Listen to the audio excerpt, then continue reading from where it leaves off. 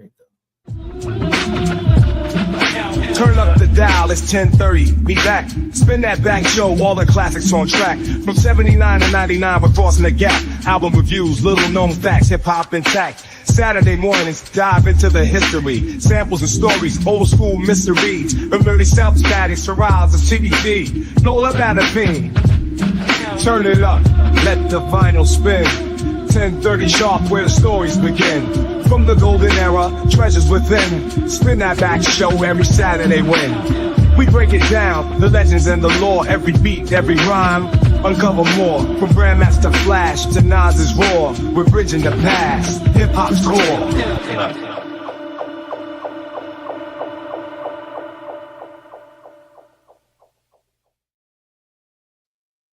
Damn, that's a tight ass intro. Yes, yeah, the guy that did that, man, he put some work on it. Saturday, August 8th, 2026. It's the Spin That Back show. We are back once again. Today we got Mr. Nice Guy and we got Mr. Floyd X in the house. Yeah, I ain't been here so long. This place looks so unfamiliar to me. I'm glad to be back. Yes, sir. Man. Hey, we got a good show for y'all today. Yes, sir.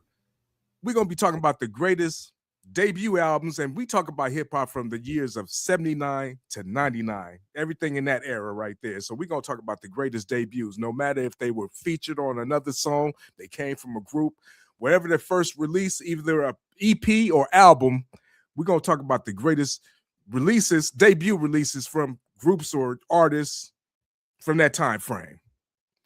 So let's get to the getting, y'all. What's going on? Chilling. That's what's up. Yeah, man. I'm real excited to talk about this. You know, honestly, it was just so fun to just go back and revisit a lot of this stuff because I went back to listen to some stuff and it was just, man, I felt like I was a kid again. You know what I'm saying? All that shit you just named 2 minutes before the show started. I'm sitting here like, I forgot all of them. Yeah. Mr. Nice Guy got a good list up in here. I'm just gonna go through my order of my albums and everything. I just like pick out which ones I think was like the ones that made an impact on me. You know what I'm saying? Because I got my number one, I believe. I'm gonna say that for a little bit later. So let's talk about some of them. No, let's go back. Let's start from like the early '80s, and for me, I would say the first great album debut, in my opinion, was Run DMC. Ooh. Hey, you know, first of all, you know, Rockbox. That's what got us on to MTV. You can say whatever you want to say about Run DMC. Run DMC opened up doors, but Rockbox there wasn't, you know, Michael Jackson was like the first black person to get on MTV, but Rockbox got rap. That was the first rap to get onto MTV. You know what I'm saying? And I mean, just that segment with him scratching, that's what made me want to become a DJ.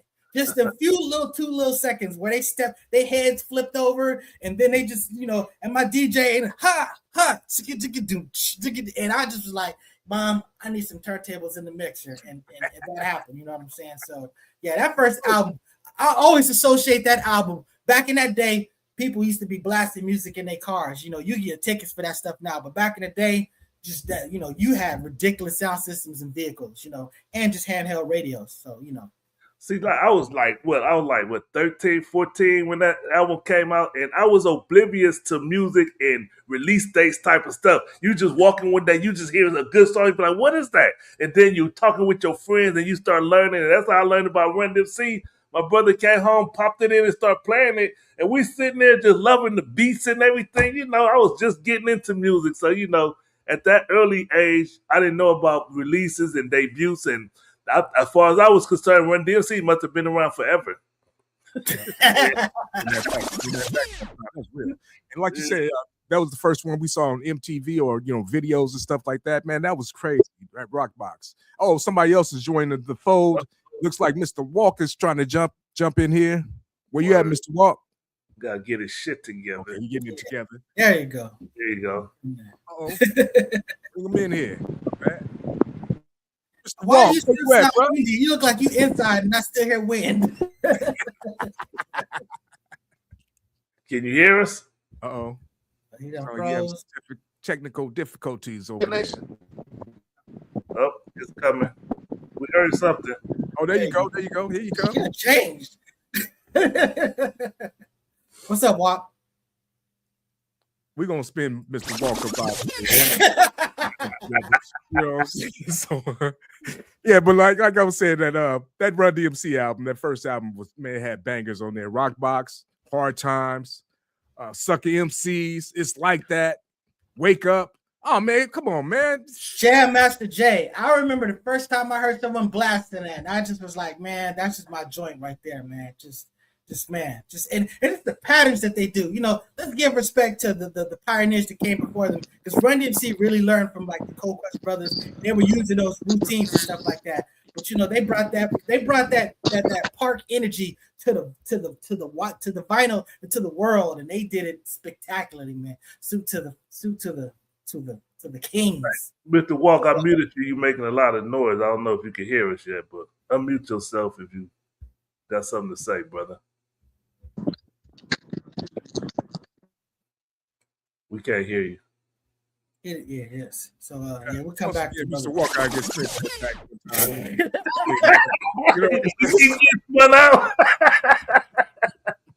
Hilarious. Till we get this thing together, we're gonna have to just do that right there. But like I say, yeah, Run DMC first album, that was a great album. Hey, what else you got on your list from the early days? So also from that era, you know, you got the what'd you say? Well, we'll go there with Houdini, because you know what I'm saying. Hell yeah. Yeah, so you know what I'm saying, because Houdini, I remember them. They were on the first, like when Arsenio, before Arsenio's show became the Arsenio Hall show, he was basically like guesting for the late night show that Joan Rivers used to have.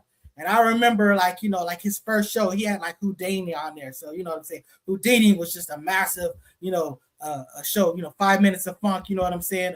The Freaks Come Out at Night, you know, Big Mouth, you know what I'm saying? And stuff like that. Their production was on point, man. Their production was like a whole different level from Run DMC. I ain't gonna say better. It was just a whole different sound. Because Run DMC had the drums and the kicks and shit, but they had a whole thing that They had music. They used the same producer though, Larry Smith. I don't know.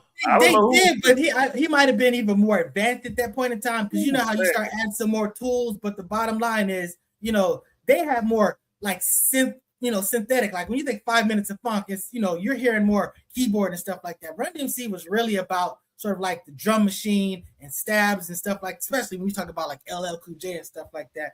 But I mean, LL's album is another one of those, you know, 80s joints that was like, you know, I mean, LL took over. You know what I'm saying? LL, everybody was rapping one way. LL Cool J came out, they started rapping differently. I mean, LL was the bridge between what we considered like the old school to like the new school at that time. You know what I'm saying? Because you got to think hip hop was still young at that time. So LL was like, what, 16, 17 years old when he came out? Yeah. So yeah, he was like the bridge. He was like the bridge between the old school and what was getting ready to be the new school. So yeah, and plus his first album, Radio, is a classic too, a classic debut. There you go, brother Walk. Mr. Walk, you got something to say about that? Oh man, be careful. One more time.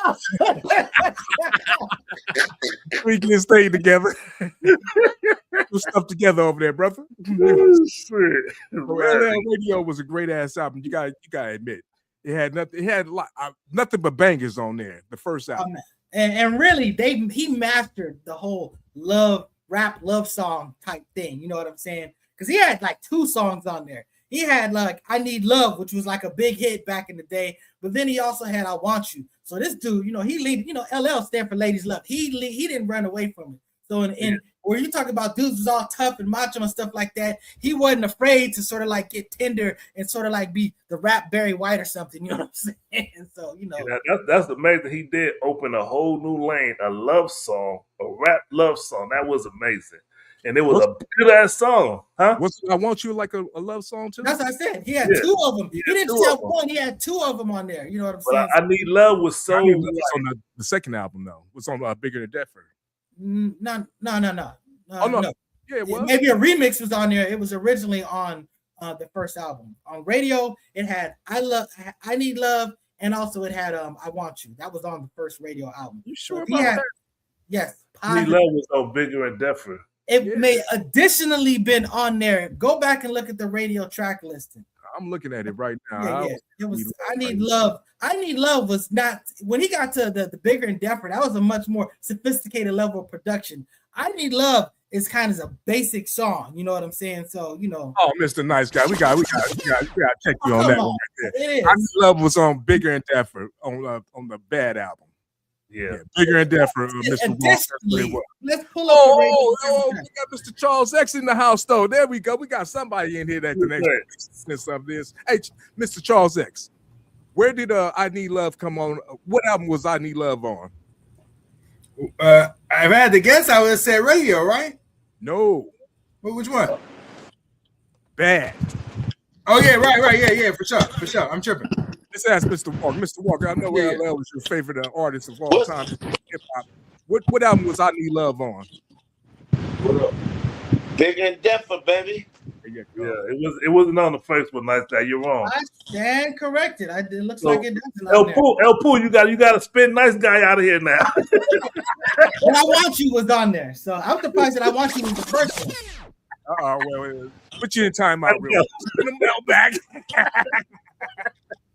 Absolutely. He did have 2 love songs on his first album, Radio. What's the other one then? If it's not I Need Love, it was Yo Rock. No, he had I Want You. I Want I You. know. That's like you want to go to the crib, eat some cookies and milk. We'll listen to a pop tune or some shit. But you said 2 songs. I Want You is one. What's the other love song? Are y'all talking? I can't. Yeah, we talk to you. Yeah, don't worry about it. He can. Oh man, something wrong with this audio, man. Okay, we're going to just go on, come back. Come back. Can you hear? Yeah. No, but I'm gonna tell you, since we're talking about it, I probably jumped the gun because I want to talk about the Boogie Boys. But since we're talking about LL Cool J, I Need a Beat was the joint. Hey, can I say this real quick? Can you hear us? Go ahead, student next. Okay. So y'all started in the new school revolution, more like the mid 80s, but so you're going back into that 79, early 80s, then I didn't hear anybody say anything about I just heard somebody say Houdini. Somebody said Houdini, but I didn't hear Curtis Blow, I didn't hear Sugar Hill, the Sequence, Grandmaster Flash, all those. Wait. I'm still the next. Apologies. There's the reason we don't mention too much of that because that was kind of a trash era. Respectfully, though. A lot of that stuff. I don't agree with that. I thought y'all were breaking it down by era. We're talking about like the best. We're talking about the best debut albums, so we're not just talking about debut albums that came out. We're talking about all ball one and the one in the era we in right now, which is the mid 80s, just off the wall, y'all probably gonna laugh, but you're gonna be like, after you stop laughing, you can be like, damn, but I'm gonna say the Beastie Boys License to Ill. Oh, that's on the list. That's on the list. It's definitely on the list. I mean, honestly, pretty much all their albums are dope as albums to me. I don't know if I can recall a single Beastie Boy album that wasn't dope. So I mean, I'm talking about debut. I mean, think about when they hit the scene with that album right there. It blew a lot of people away. Yeah. It was one of those albums you can listen to all the way through. Yeah. It crossed over across to everybody, all different genres and everything, So it definitely had a lot of influence. Now, what you said about Kumo D, Nice Guy? I said Kumo D didn't like it, but still, but we all thought it was dope because he gave it the report card. Remember? Well, speaking of Kumo, his first album was actually pretty good too, though. That's getting kind of further down the line, but he came out with a mature album. You know what I'm saying? Because he's actually from like older school. Yeah. Like we're gonna. Man, I'm not hearing some of y'all, brother. Yeah, that's that weird alpha agnostic problem, and I was you gotta leave and come back. You ain't here. Come back. You have to literally just close your browser and come back in and hope that you'll get us. Brother, so is the format like at the very end we're gonna say what our favorite album of all time period is, regardless of era, and right now we just going by era, we just building up for it. Is that what I'm saying? That's basically. Okay, cool. I just want to make sure I don't jump the gun or anything like that. Well, he just said that we're gonna throw some things out there because what we were first talking about is we were gonna kind of come up with our personal top 10s. But you know, we just kind of throwing stuff out there since you know there's gonna be some bleed over. But you know, like I said, you brought up Beastie Boys, but I want to say the Boogie Boys. Fly Girl was one of those joints that was just like all over as far as cars bumping and stuff like that. So you're talking about Fly Girl, you're talking about You Ain't Fresh, you know what I'm saying? When you talk about production, they were elite, like music wise. You know, if you go listen to their first few albums at the time, you know what I'm saying? The Boogie Boys were that. I don't think I ever listened to a full Boogie Boys album. Fly Girl is the only song I could name from them. They had a whole album. They had a whole album. You ain't heard that song, You Ain't Fresh? Because that was like a big fun from back in the day. But if you go listen to their second album, to me, their second album is stronger, but we're just talking about the debut album. That's like, to me, I want to say I'm going to say something positive about Public Enemy, but I have some pause about that because to me, the second album was so much better than the first album. That's why it kind of takes away from So Yo Bum Rush the Show was their debut album. But Bum Rush the Show was their debut album. And, you know, really, to me, what really sort of like put them on the map was Rebel Without a Pause, which is still technically, you know, from the second album. It was like in between the first two albums, you know what I'm saying? So, you know, but you know. I heard the Take the Nation first, but when I heard Yo Bum Rush the Show, I'm like, damn, what did he? Because I didn't even know that album existed. And it was a great album. The Yo Bum Rush the Show was a great album. So that's a great debut. Yes, I agree with it. I agree with that. My Uzi Wait Ton. Go ahead. That was my joint. That was my favorite song from the album. My Uzi Weighs a Ton, you know. So, you know, of course, using that substitution can't go wrong. You know what I'm saying? I heard it takes a nation first, but then when I heard Yo Bum Rush the Show, I was like, man, this was a great ass album. I slept on it. I didn't know anything about it, to be honest with you. Well, that's what their whole thing. It was a radio. You know, they talked about they wouldn't get play on radio, so that was like a big deal for them. All of their songs were like dissing the radio because they weren't getting play for Bum Rush the Show. You know what I'm saying? So that's what it was. So you know, salute to PE because you know they brought that powerful consciousness. You know. And on that note, I mean, you talk about BDP, you know what I'm saying? You talk about that first. Now, that first album wasn't very conscious. That first album was just basically, you know, a nigga album, you know what I'm saying?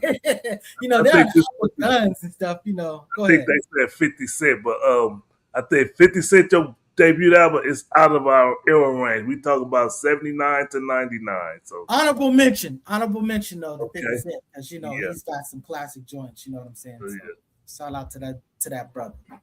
But you know, just even going back in that sort of like era a little bit, you know, we talked about honestly, MC Lyte, she had a dope ass, you know, first album, you know, and you put Salt and Pepper above MC Lyte, so well, I'm just putting it out there. We always say that MC Lyte was the first female, that's what they said. I didn't realize that. So, you know, I was incorrect. Brother Walk, he corrected me. My timelines are not always good and great. But MC Lyte was the first one.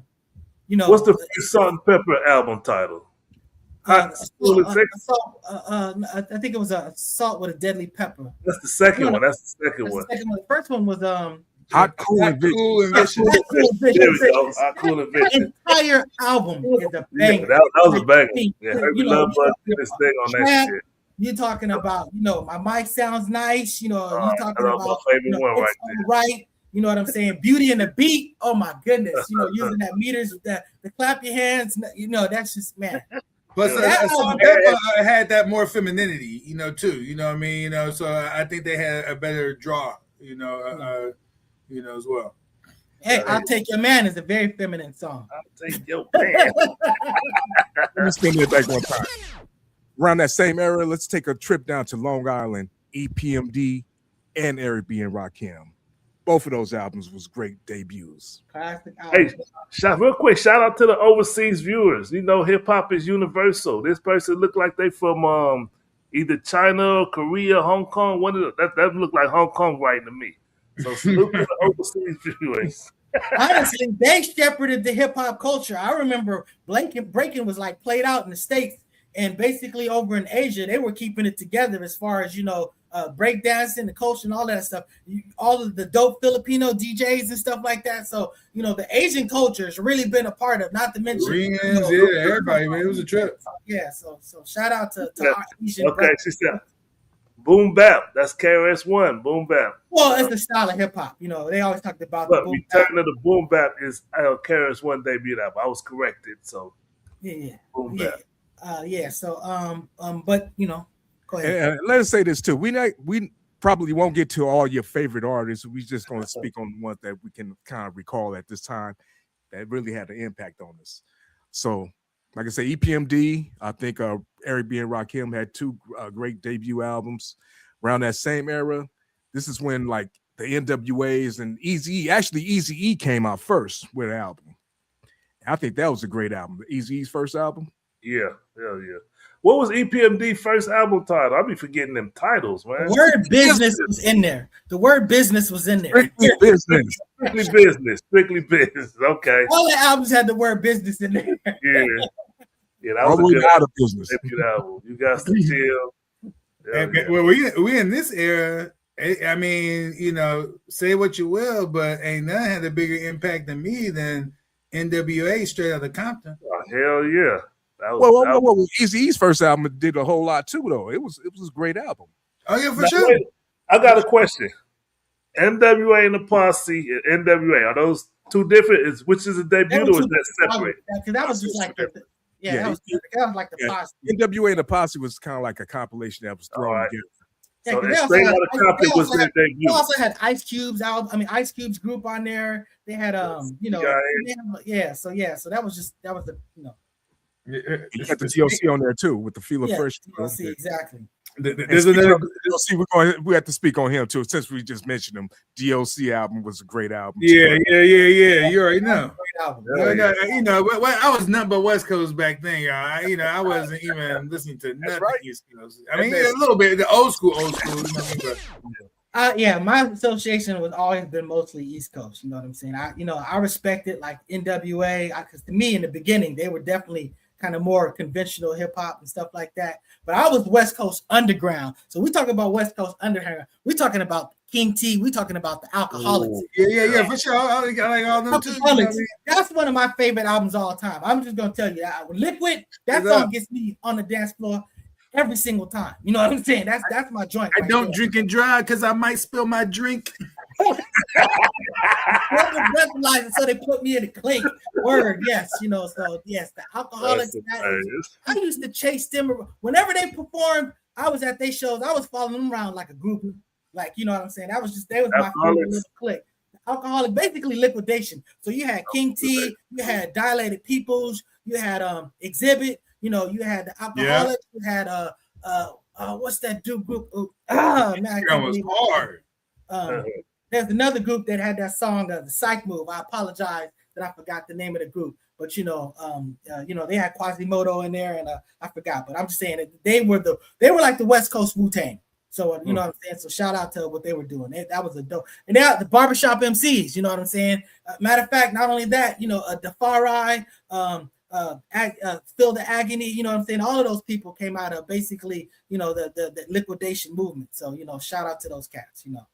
And we can't forget Ice-T, Ryan Pace. Hell yeah, Ryan Pace. That was one of my favorite albums. I just bought Ice-T album last week. His latest album is located on Ice-T.com. Okay, spin that back. Walk in here for no comment, but yeah, you know. Hey man, the OGs from our era have been putting it down. Honestly, I love a lot of the music that I've been hearing. So you know, I'm supporting and buying. I'm not streaming, I'm buying. But you know. Hey, there's one more album that I would mention, and you know the funny thing about it is I never really bumped the album, but there was this song I would bump over and over again, especially if the ladies was with me. A Teenage Love. Slick Rick. Yes, sir. I was just going to mention it. Yes, sir. First of all, this is like arguably top 2 or 3 greatest hip hop album of all time. The Adventures of Slick Rick is that album. You know what I'm saying? That was the debut. The Adventures of Slick Rick. That's Slick Rick. As an individual artist, that's his Classic, debut. man. Classic. Treat him like a prostitute. The moment I feared. That really happened. I mean, not the raping part, but when he talked about getting beat up and when the dudes took his jewelry and stuff like that, he's like, you know, Boogie Down was performing and there ain't no joke. Boogie Down Production was really performing. This was literally the show where Melly Mel called out KRS-One and KRS-One got on the stage and battled him and crushed him. You know what I'm saying? And Slick Rick was in the audience and partying, and he had all that fake jewelry. And them Brooklyn kids, they something different, man. They beat him up and took all the shit. So you know. Who did you like better out of Dana Dane and Slick Rick? Oh, come on, that's an insult. Slick Rick was like Dana Dane had a dope ass album, so let's talk about him too. But there's no question, you know, Slick Rick was the template. They all rap together, so you know that the reason why they have that same style. You know what I'm saying? They all, you know, they previously were a rap group together. So you know what I'm saying? That Dana Dane with Fame beat, that was amazing. That's when I really got into beats. That song, I was like, I used to love that shit. Discotheque, yeah, that's a dope ass sample. Honestly, they got that song. This beat a dope beat, man. Okay. Using that Jackson 5, Enjoy Yourself. Okay. Man, it's so dope. And then Herbie got the shakers and stuff in there. You know what I'm saying? So it's, man, he got to, man, go visit that. And he had Howie T, I think was his, no, Clark Kent. Clark Kent was a masterful DJ. So you know what I'm saying? So yeah, I love it when an artist has like a real dope ass DJ. You know what I'm saying? So straight up, especially but straight up. Straight up. And we did miss one, and I'm surprised I missed it, man. I'm shocked because I feel like I said it when I said NWA, and maybe someone mentioned it, but I don't think so, man. But Ice Cube, America's Most Wanted, came out in that era. Goes without saying, top 5 all time. Man. And you know, and that, speaking of revolutionary, you know, that was a blend, a gangster, and then you know, and bringing in that revolutionary vibe. You know what I mean? And more so on the second album, more so on the second album than the first, but definitely, you know what I mean? You know, people y'all forgot. We forgot Kool G Rap. We didn't forget. Let me say this about Ice Cube real quick. The thing about his album was that you don't got Dr. Dre or the NWA production no more. What you gonna do? It was a big thing. Like, is it gonna flop? And he had to go to New York. And when he got with the Bomb Squad, they did their shit. That fucking album was a classic, dude. That shit was a classic. Spin that back. Like I said, G-Rap. G-Rap. Wait. So we gotta give some respect. Wait, just take your time, El Pooh. Take your time. G-Rap is my favorite rapper of all time. So I'm gonna put some respect on this. Okay. So you're talking about, you know, it's a demo. You know what I'm saying? What's the album title? The debut album. Road to the Riches. Road to the Riches. So, and that was the single, Road to the Riches. A dope ass song. You know what I'm saying? The flow that he had on it. It's just like Marley Marl did his thing on that, you know what I'm saying? Yeah. So, you know, but I particularly love the version of It's a Demo. Like the original It's a Demo isn't as good. It's the remix that he put on that album. That's the one right there. You know what I'm saying? But yeah, he's got some bangers on there. I mean, I'm pretty sure Poison was on there. Actually, Poison, I think, was from that soundtrack from the Colors and stuff like that. But he might have had that on there as well. But the bottom line is he has some joints on there. So Truly Yours, oh my goodness. So, you know, shout out to Kool G Rap. You mentioned Big Daddy Kane.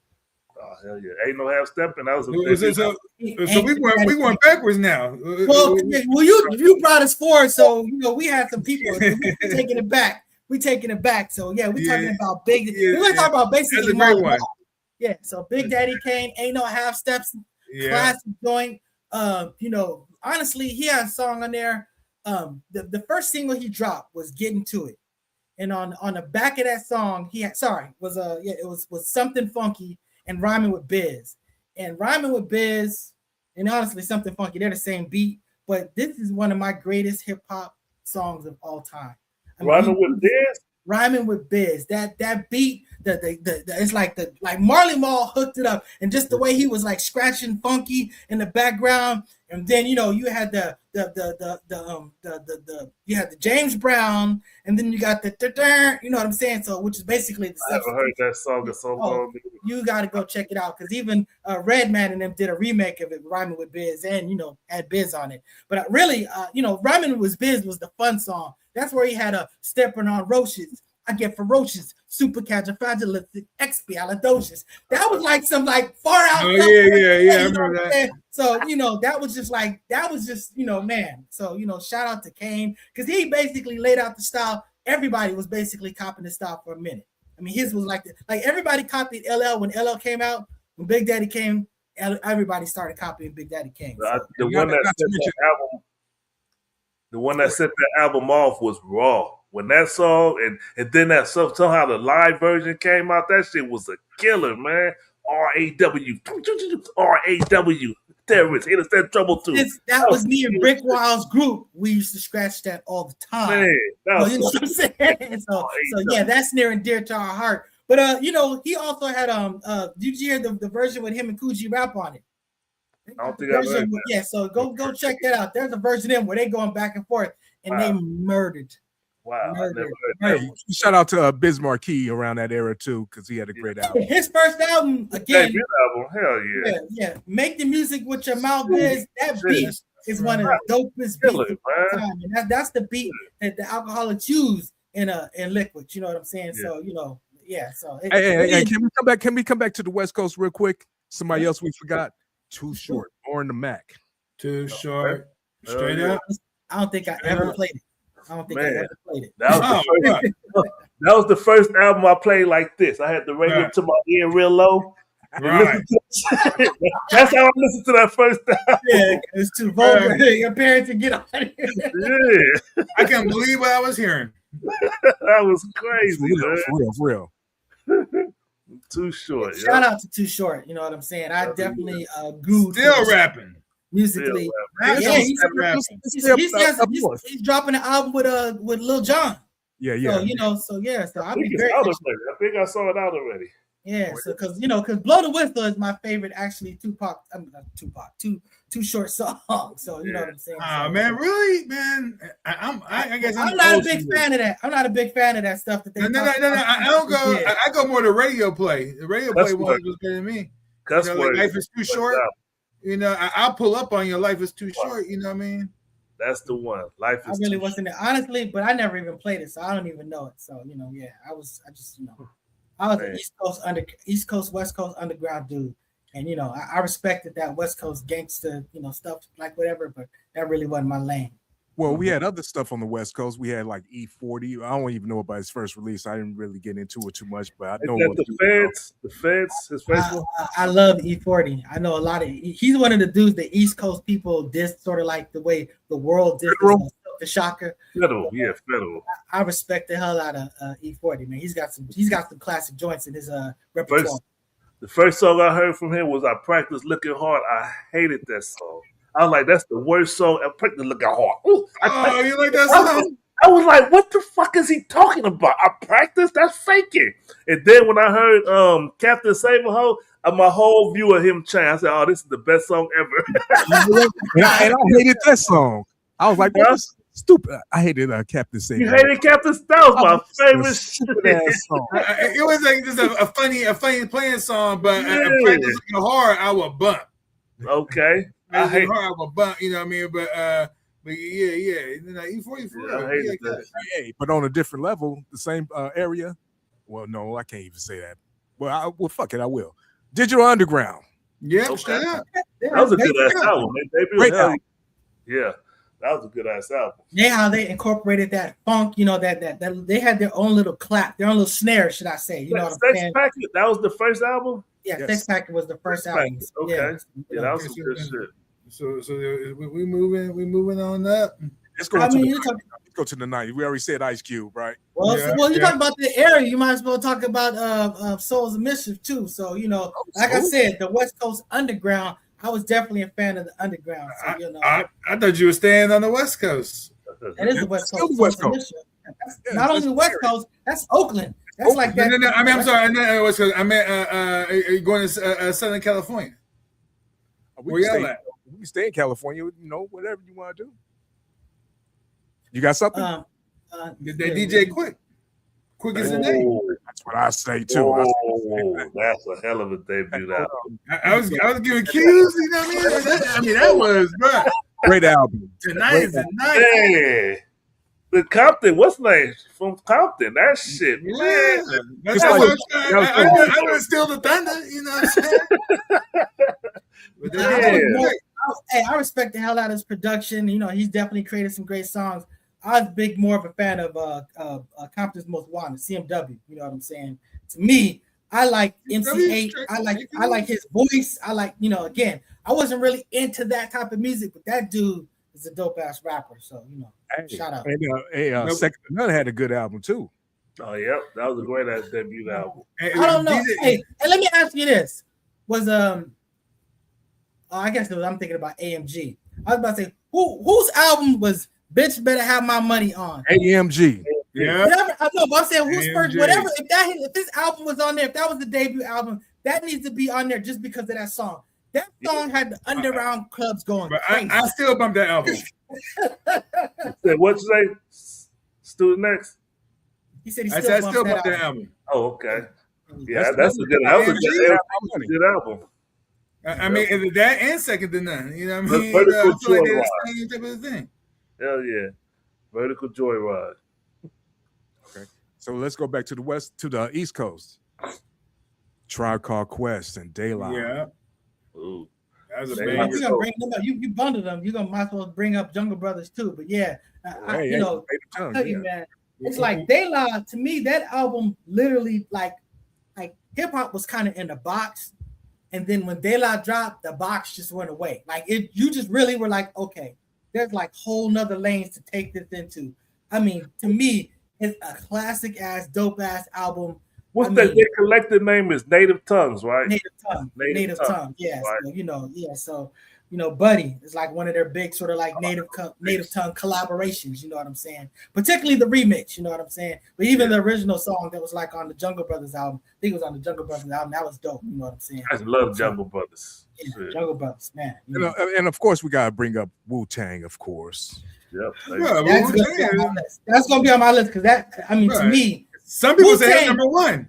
Yeah, Wu-Tang did what the Juice Crew should have done. You know what I'm saying? That, to me, it's just like you had all these individual pieces that should have came together to sort of like be this super team, super piece, stuff like that. And even though the symphony is that super collaboration, you know what I'm saying?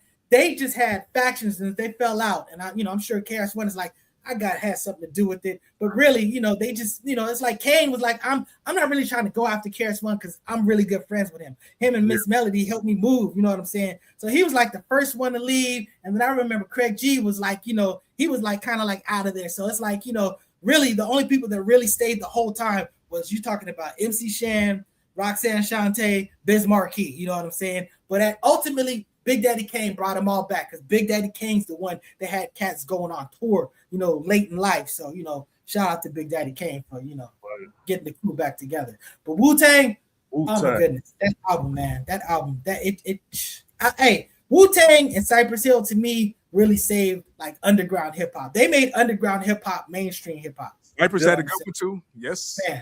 Man. I had to adjust my perception of rap music when the Wu-Tang came out because all that rapping and karate kung fu stuff, I was like, what the fuck is who talk? I was listening, I was like, what the fuck? And then when Method Man came out, it was about I can relate to this one. METHOD, man. I didn't really like it, but I could understand it. Then I listened to the album. You didn't grow up with Kung Fu theater on the weekends? Maybe I did. It still took me a long ass time to get adjusted to Wu-Tang and all that for a long time. It was In fact, it wasn't until I went to New York. Yeah. Then it's like, okay. I was bumping up in New York. I was like, okay, this is cool. Man, I can't, man. The second I heard METHOD, man, METHOD. I mean, they just, man, that Wu out. I'm not dissing, but like I said, it took me a while. You know what I mean? Yeah. I didn't understand, and feel it. But then once I got to New York, and then I kind of took in the culture and whatnot, I was like, okay, I can see how this could be. You know what I'm saying? They're just a little ahead of the rest of us. You know what I mean? I take offense to that. You notice how quiet it was when y'all was sitting there talking about DJ Quick and all that stuff like that. That's basically how I felt. But I'm just saying, that Wu-Tang album from the very second that needle dropped, you know what I'm saying? Seventh Chamber to me is one of the greatest songs of all time. Yeah, it's a cool song. It's a top 10 song of all time for me. Could be. I mean, that's a whole nother show. You know what I'm saying? Well, since we're on Wu-Tang, we gotta say Method Man, his first album was great. Oh, hell yeah. Wait. Yeah. You talking about individual song, individual that Raekwon album was arguably as good as the Wu-Tang album or better. Yeah, you got individual Wu-Tang member. Yeah, Purple Tape. Yeah, you know what I'm saying. I put Giz's album over that one. Who? It was a great album. I don't think I ever listened to his full album. The Gizzy. It wasn't until I got to New York, brother. I love that album, but I don't think it was better than Incarcerated Scarface. I don't think the Purple Tape to me was probably the greatest individual because they were literally. I remember Brick Walls and Leroy. Shout out to my dudes. They would be like, I don't know which one is better. Sometimes they think the Wu-Tang album is better. Sometimes they think that the Raekwon album is better. I never thought it was better than the Wu-Tang album. But my point is that the fact that it was even in discussion shows you how like that was just a masterful work of art. Ice Cream. Come on, you know what I'm saying? So yeah. That song. But you talk about Method Man. That first song. He did, even just did the remix, the METHO, then the remix of the Method Man. That song was a banger, man. Yeah. I got a big problem right here. Is that like my favorite album is in this group when we in right now all time. Period. So let's hear it. I'm supposed to say it, or am I? Go ahead. You know what said it. You know what I mean? Yeah, speak on it. We want to hear it. What is it? Dre the Chronic, bro. That's my number one all time. In terms of everything, it's a dope album. Mr. Floyd X thinks there's an album that's better than that. I like Doggy Style better. Oh yeah, Doggy Both Style. of them. Doggy Style. I feel like that they wanted the same. But the thing about Doggy Style is all that hype. I didn't feel like it lived up to the hype. Because all the cancellations making us wait. No, making us wait all that goddamn time, bro. Nice guy, articulated perfect. Give your LeBron analogy. Nice. Yeah, exactly. I'm gonna tell you, you guys don't know about some of you people that are young. Snoop Dogg's been there your whole life, but you gotta understand there was a time where we didn't have Snoop Dogg. Then we got a taste of Snoop Dogg of Deep Cover. Deep Cover. And I'm telling you. And dude, you talking about Deep Cover and Nothing But a G Thing, you know what I'm saying? And I'm telling you, Snoop Dogg was the greatest, most hypest, anticipated artist. Oh, he was for sure. It was literally like LeBron James. LeBron James had the most ridiculous hype coming out about him, and somehow he lived up to it. It was crazy that LeBron James was able to live up to the crazy. And I'm just telling you that Snoop Dogg had that. No rapper I know of that I recall ever had the anticipation or the buzz like Snoop Dogg. And I'm gonna tell you that Snoop Dogg is like he's a national treasure. You know what I'm saying? Snoop Dogg is like a major life celebrity now. You know what I'm saying? So that's something to say about it. And his discography is amazing. So that shit, it reached across the. I was in Japan in the Navy when that album came out. When we heard Deep Cover, everybody on that ship was waiting for that Snoop Dogg to drop. We pulled in the port. Everybody went straight to the military store to get that album. Everybody, and it was gone. Someplace it was gone. In Japan, we was like, "Oh shit, Snoop Dogg!" And it lived like he say, it lived up to the hype. Everything was tight on that album, man. Hey, but Student X, I agree. I actually was disappointed when I heard it because I was expecting more like Deep Cover type stuff, not so much of the kind of the West Coast type stuff. But I loved it. But what I'm saying is the only thing I'm saying is that it like with all the anticipation you're talking about, everything that happened. Great album, but it was like, damn, man, why do we have to wait this long for this? You know what I'm saying? Is what my I got you. It's not a Snoop Dogg debate. Let's go ahead and move on a little bit. But I will say this about the Chronic. I was protesting the Chronic, so I wasn't really trying to mess with MWA and none of those people because I was still upset about it. I was still upset about the How about Nas? Nas first album. No, but I want to say that I'm just saying that Chronic. I still want to give Chronic. No doubt, Nas album. But the Chronic is really is that album. But yes, the Nas album, that first album, that he again. You talk about Pete Rock, you're talking about Primo in their primes. You know what I'm saying? That was a great classic album. It's Yours, The World Is Yours is again one of my top probably 5 favorite songs of all time. You know, And you know what? It only had like 10 songs on there, right? Let me say this: 9 or 10.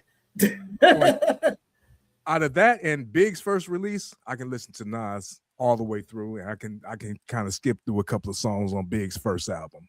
That's true. I agree with that statement. No, So I do like on that album. Also, one of my favorite songs on Biggs, I mean, like from the first album, is really the remake. So I like that song, "Give Me One More Chance." Yeah, the I mean, remake. I like whatever, but I like the remix better. You know what I'm saying? The hip hop remix. Yeah, the remix is definitely better. So So but you talk about debut albums. You know, Yeah. Ready to Die was is definitely up there. Oh, yeah. I mean, Damn right. you probably got to, even though I can't remember what songs are on Tupac's albums, I'm pretty sure that can be said about his. Tupac Trap was his debut, right? Oh, he was in the bear. He was in the era. I don't know. His first album wasn't really all that to me. It was nothing. Yeah, I was not a big Tupac prior fan till he back got to Me Against the World to me. then. Okay. Nah, me and my niggas. Strictly for my That niggas. was Hated I Brenda played Got that Baby. album all the way through. Me and my what you said you hated? Which one? Brenda Got a Baby. I thought it was. That was the first album. I wasn't Yeah. mad I at thought that. it was I ain't mad at you, First album. Mr. Nice Guy, because I feel the same way. He could have left Yeah, that. I hated it. Hmm. But so yeah, so you know, and we talking about all these cats from this era. So did we talk about Latifah? Man, I'm telling you, man, I banged this album. You're talking about, first of all, Wrath of My Madness is my joint. You know what I'm saying? But then Princess of the Posse was my joint. But they had a song with De La Soul. They had a song with KRS-One, The Evil That Men Do. This album was a dope. Matter of fact, that album with the song with the 45 King, rapping on it and stuff like that. This man, Latifah was dope. Latifah, because she could rap, she could sing. And I mean, she really could rap and she really could sing. So, you know, I always have like the utmost respect for Latifah. She's definitely my favorite. Oh, I think Yo-Yo had a great album. Her first album. Oh yeah, sure. She did, and she had a single. She had a single that did make it on there. Please go Google "Dope Femininity," one of the dopest hip hop songs of all time. It was so dope they couldn't even put it on there because they couldn't clear all them damn samples. But but it's an amazing song. My favorite. I don't know how y'all felt about this, but I used to bump this all the time. Black Moon, Enter the Stage. Oh yes, definitely. Black Moon. I got you open on there. I got you open on there? Was that the second? Yeah. But the remix was the one that was actually getting the play all the time. Though, Yeah. The original on there was a whole different. Man, shout out to the whole boot camp clique. I mean, you talk about Smith and Wesson. What's that song? Bucktown. Oh my goodness. That's one of my favorite songs of all time. You know what I'm saying? So, you know, you talk about the original gun clappers. Yeah, exactly. Yes. Please, if you ain't heard it, Google it. You missing out. This is the classic joint. You know what I'm saying? Hey, so another one I used to live with, like my last year in high school, Black Sheep. Black Sheep. Yeah, Black Sheep. I went back to listen to it. Yes, they have joints. Great album. Great album. And I'm about to give y'all one. I'm about to give y'all one because no one even has said anything about the South yet, and so I'm not gonna say anything like in the era. Be careful. Are they in the era? Yeah, no. I'm in the era right now. I'm talking about like early '90s, early to mid '90s. You know what I mean? And no one. And when I heard this album, I remember, man, my boy Mike was playing it, and he was one of those cats where you'd be like, "Oh man, who's that?" And he wouldn't want to tell you because he wanted to be the only one bumping it. You know what I'm saying? I used to nerd, man, for that. You know what I mean? But finally, I got the tape. You know, and there was 8 bars KG coming out hard. Oh, yeah. Was it? I knew you were gonna say like the Ghetto Boys or Scarface or something. Yeah, come on, man. You know, that's I wanted to build up to that, you know what I'm saying? But I wanted to start out because that's a little known album, but it was cold blooded. Hard. Yep. Still in the mid 90s, Outkast. Yep. Okay. Yeah. Southern California. Yeah. And I mean, that's the group that basically are in an argument for the greatest hip hop group of all time. Yeah, it was a whole new sound. That was a whole. That's top 10. That's top 10. I would say definitely top 20. To me, it got to be my top 10. So let's talk about they hold the Dungeon Family. So now you got to talk about Goody Mob. That's that first song that they had is again. is one of my favorite. The Who's That Looking in My Window? Whatever that. I don't know what the other name of the song is called. All I got to say is that's one of the greatest hip hop songs of all time. Man, Yeah. they get you hyped too. Now. That song get me hyped, bro. You know, to this day. Man, I I love tell that you. song. Y'all hear Big Gip tell the story of how that song came out? He said one of the members they read the Pale Horse that Beware the Pale Horse. So there was they read it. And he said, everybody, y'all need to read this. He said, everybody read that, and that's how that song came about, because everybody read that book. Hey, one more from that time, Das Effects. Yeah, Das Effects. We want effects. Yep. Yeah, Yes. once you bring them up, now you got to bring out basically their whole clique, because you know you had them cats like clique? you know. Oh, you talk about Redman. Redman. Oh, the Death Squad or the other one? Oh, they're all. It's basically the EPMD folks. You know, I'm not separating. To me, the Death Squad. I understand that the Hit Squad, they kind of faction off, but they're really part of the whole sort of like EPMD family, as far as I'm concerned. You know what I'm saying? So you know, but Redman is one of the greatest ever. One of the greatest ever. You know, literally Eminem says that's the favorite rapper of all time. So you know, that's when someone like Eminem says that, that's for real. You know, he said Redman his favorite rapper. Redman is the greatest rapper of all time in his opinion. Okay. And for the, I'm sorry, bro. I was about to say just for the record is that when I was talking about the South, I didn't say Scarface. Not that he's not dope, but it just we were talking about debut albums, and I like the Scarface, the next album, "The World Is Yours." That's my problem. That's my problem with Public Enemy and some of these other things. You know, and honestly, when I think of Scarface, like you know, I think about like The Diary. I think it was called The Diary. Yeah, that was cool. That's super dope. His first one was Mr. Scarface, right? Mr. Scarface is back. That was the first one. Scarface? Yeah. I didn't know too much about those. I didn't know too much about those cats. Right. You know, Born Killer, Mr. Scarface, Money and Power. Hell yeah. I mean, Ghetto Boys. You know, like I said, I didn't know too much about those cats until like you know, really Ghetto Boys to me. I didn't really know about them till Mind playing tricks on me. Now, see, I heard that's the second album, and I heard the second album before I heard the first one. For sure. They might have been in the same, so that might have been a thing that they wasn't being played on the radio, so we missed that out here, because it's like you know a lot of it's a big hustle. You know, getting people to play your radio, promotion. Yeah. You know, these record companies didn't have these national networks and stuff like that. So in the beginning, people selling stuff out your trunk. You know what I'm saying? Yeah. Like Too Short. You know what I'm saying? It's just like you know. So it's a lot. It takes a lot of work for you to get out there and do what you need to do. Hey, how can we forget Gangstar? We didn't forget. We just didn't get Gangstar. What's the first? The Step in the Arena. That's the first one. No. No more Mr. Nice Guy, I think it was. That's the first album. Mr. Nice Guy. That's why my first name is No More, KNOWMORE. So people would say no more, Mr. Nice Guy. But yeah, for sure. Wow. Hey man, you know, but you know, you're talking about Primo, Guru. I mean, one of the greatest duos, you know, in hip hop. You know what I'm saying? They are underground hip hop. You know what I'm saying? So you know, salute to those cats. Hey, can I ask you guys a question? Yeah. Was Reasonable Doubt Jay-Z's first album? Yes, and it was arguably the greatest hip hop album of all time. I don't care what anybody say. I'm not a big Jay-Z fan. I went back and listened to it. I am not a Jay-Z fan. I'm a person who thinks that Jay-Z is boring, but I think he is arguably the greatest. The songs, I listened to it. I was like, this is so sophisticated. Like, it sounds like something like if you were to create an album right now with the greatest hip hop minds and the greatest whatever, that's what it sounds like. If you go back and play that album, I was like, this is better than Nas's first album. Even though I think that Nas beat him with Ether, it's better than Nas.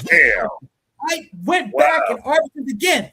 I wasn't fucking with Jay-Z. So that's what I'm saying. For me to tell you that, again, of course, it's my opinion. So if Smooth is listening, he got mad because I put his government name out there. But Smooth, shout out to Brother Smooth, who's a big part of a lot of us even knowing each other. You know what I'm saying? But he was talking about damn it, I forgot the hell what I was even talking about. What did I just say? It's about he's about Jay-Z and you know but I'm just saying that I went back objectively and listened to him, And because again, I wasn't really messing with that guy, but I was like, this album is just a banger. Every single song on it was just a masterpiece. I mean, the production, just all of the stuff, you know. I mean, he got that song with Biggie, you know, where Biggie's talking about if Faith had twins, he would have 2 Pacs. Yeah. I still don't get that. I don't get. Can you explain that line? I don't get that line. Hold on a second. First of all, she cheated with Tupac allegedly. So she said if she had twins, she would have 2 Pacs. TWO, basically Pac Jr. She would have 2 Pac Juniors, but it was a play on Tupac being Tupac. That's his name. So yeah, no, it was. I thought you were being funny, but yeah, no, it again, you know, but it's just a dope ass album, you know. And again, like I said, Jay-Z, I love Jay-Z. I respect him, but to me, he's like Common. I respect him more than I like him as far as listening to him. Yeah. Boring. Okay. How did y'all feel about Eric Sermon's first album, No Pressure? I think it was good. I have to hear it because I love the stuff. I haven't heard it in a long time, but amazing. Yeah, it was a song on there called Hostile, which introduced Keith Murray. And I think Keith Murray. I remember Keith Murray dropped. He was dope too. Like, hey man, that whole segment, you know, the dude with the most beautifulest thing, you know what I'm saying? That was the song that it blew up. That was the song that was on MTV Raps and became like a classic joint. It's special to be able to reach that type of thing. Since we're saying that, say Special Ed. Special Ed had a dope ass album. Special Ed for sure. But you know, he had that joint, I Got It Paid, which was a song that people they just went crazy over. You could play it in the hip hop undergrounds. I thought it was a dope song. I didn't understand why people were so crazy about it. I think about it better, but you know, it was just that joint. So, as I said that, sorry to be jumping in front of you. I gotta say Brand Nubian because that's another one. People love Slow Down, and I like Slow Down, but to me, that album is about All for One. All for One is that joint. You know what I'm saying? One for all. One for all for one. Because he got that line in there where he's talking about, you know, something about guys like saying bye-bye, but you know, dumb bitch, but you've been cut off like a light switch, you know. So he sampled that word, you know, on his song. It says like in the guy song. That dumb bitch didn't come from the guy song though. They didn't say that. It's in there. It's 100% in there. It's 100%. I guarantee you. They may have taken it out. I'm just telling you, El Pooh, that song was in it. And Bye Bye, that song was in Dumb Bitch. And he sued them. Guys sued Brand Nubian for that. And they literally had to take it out. I think they don't do it on the video because of that. So it was literally in Bye Bye, you know, Piece of My Love. You can give me a piece of my love or whatever. Some dumb bitch. That song. It made it in there. It do say it. Came from something else, brother. Trust me. I did research. Piece of my love. You can give a piece of my love. It's where I'm waiting for you. It says where I'm waiting for you, dumb bitch. You know that it's the guy's song, dude. I'm telling you. That, oh baby. That's what he's saying. Aaron Hall was in there, so I don't doubt it because Aaron Hall was on. They were playing around, and somehow they were playing around in the studio, and somehow that made it on the actual song, whatever. So they were upset about that, like, oh, that's not okay. Because they were playing that on the radio till the radio realized that it was saying that. So then they started censoring it. You know what I'm saying? So I remember it was the big deal, El Pooh. I may have been wrong about I Need Love. I ain't wrong about this one. Well, look at Black Rob with the Whoa song. That nigga say DIC K Riders ain't whoa. Nobody caught that? Man, don't bring up that song, man. That's the dope ass song. But I played that song. I was DJing for the debut of Girlfriends, the TV show. I was the DJ in the crowd that was help warming up the crowd and stuff like that. And I remember one of the actors was like, man, I love that song. Whoa. I'm like, oh, I got that. I'll go get that from my car. And I got it. This is a whole family audience. You know what I'm saying? Kelsey Grammer produced it. They're all sitting there and stuff. This song is the most vile song. I'm sitting there trying to manually edit the whole song. It was an absolute mess. Did it have a radio version? I didn't have the radio version. I had the regular version, and that was a lot of work trying to censor it live for that audience. You know what I'm saying? But yeah, that was a great memory for me. Hey, I got another one here. This is kind of controversial, but Lauryn Hill. How's that controversial? That's not controversial. Some people say it's an R&B album. Rick Wall said he's wrong. Top 20 for sure. Man. Top 20 for sure. So speaking of being hype, I remember, like, I don't even understand how, if I even got introduced to her in the right order, because I first saw her on Sister Act, and I was like, damn, this is this talent. She could act and she could sing like this, and she rapping. You know what I mean? And then I guess it was, because she was young, and I never saw the movie.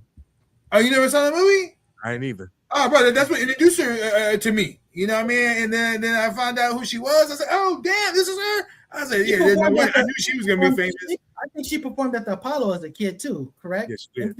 Yeah. Oh, so she been doing it then? She been doing it. But Fugees, Fugees top was her. 20 of all time for sure. Oh, okay, I got another one for y'all then. Here come the Lords of the Underground. Psycho. I was like really hyped for them because they were Marley Marl and Psycho and whatever and stuff like that. To me, that was the underground. And then you heard the albums. It didn't sound very underground to me. Did we forget about Eric B. and Raquel? No. Somebody said that earlier for sure, but he brought him up when he brought up BPMD. Yeah. But what I think it was El Pooh that said Black Star, but then right he said Black Sheep. I said Black Star. Oh, you said Black Star, but the whole thing is that Mos Def deserve his own situation because his album is definitely in top 20. I was listening Black to on Both Sides with that Mathematics. I don't think I ever listened to his album. But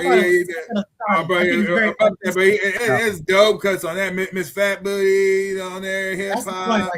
That's the joint right there. But Mathematics, that was my favorite one. But no, it's all he got some bangers on that one. And then he was displaying the skills too. Because that's when I discovered that brother got. And he's a freestyle dude. He's a dude that can do just like that off the top. Yeah. So I've always used them as an example of explaining things like Black Star. I say Talib Kweli is a better lyricist than Mos Def, but Mos Def is a better rapper than Talib Kweli because he's just got way more flavor. You know what I'm saying? Just his production, his delivery, his cadence, and all that, his voice, all of that stuff. Talib is really dope as a lyricist, but he's almost kind of boring.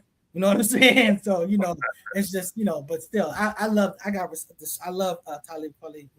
I love Black Star.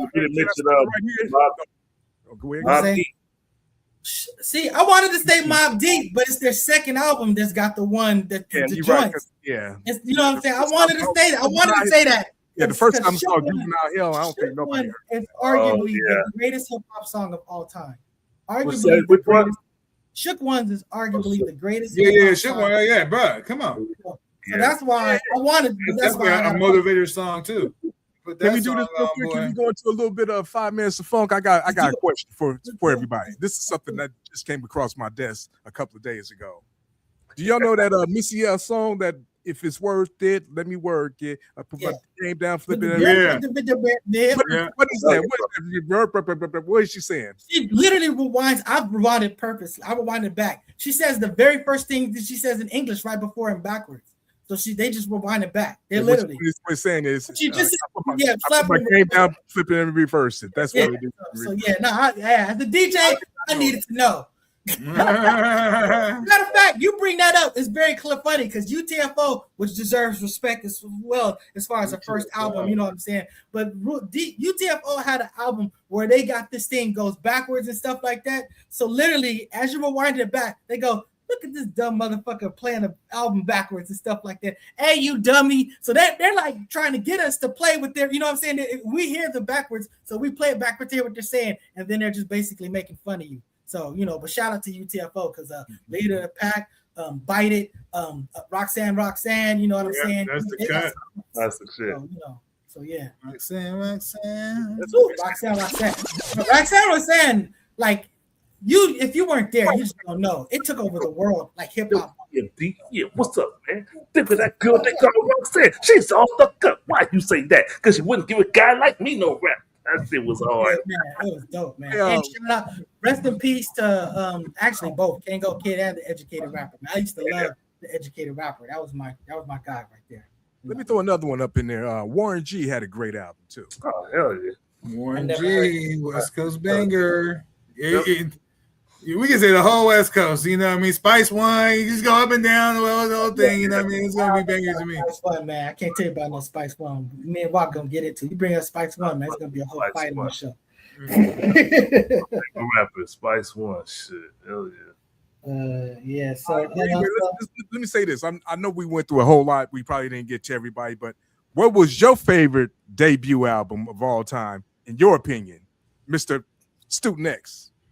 Y'all already know, man. I say Chronic, but to me, the Chronic and Doggy Style is like one and the same. You know what I mean? Because they, you know, it was like a prequel, and then the closer was that Snoop Dogg. You know what I mean? So, you know, but if I had to pick one or the other, the Chronic, and mainly I would just say just do the cultural, impact,